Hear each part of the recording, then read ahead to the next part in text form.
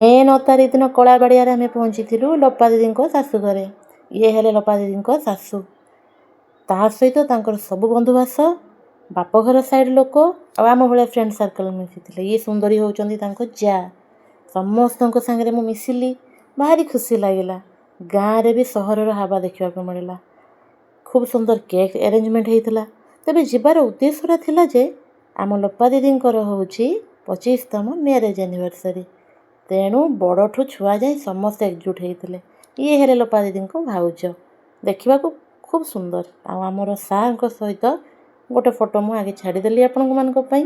ସମସ୍ତେ ୱିଶ୍ କରିବେ, ଭୁଲିବେ ନାହିଁ। ବିଲେଟେଡ୍ ହ୍ୟାପି ମ୍ୟାରେଜ୍ ଆନିଭର୍ସରୀ। ଆଉ ଇଏ ମୋର ପିଲାଦିନର ସାଙ୍ଗ, ଆ ସହିତ ଦେଖା ହେଇକି ତ ମନ ପୁରା ଖୁସି ହେଇଗଲା। ପିଲାଦିନ ସାଙ୍ଗ ମିଳିଲେ ବହୁତ ଭଲ ଲାଗେନି? ନେକ୍ସଟ ଭିଡ଼ିଓ ମୁଁ ନେକ୍ସଟ ଏପିସୋଡ଼କୁ ଜଣେଇବି। Bye bye.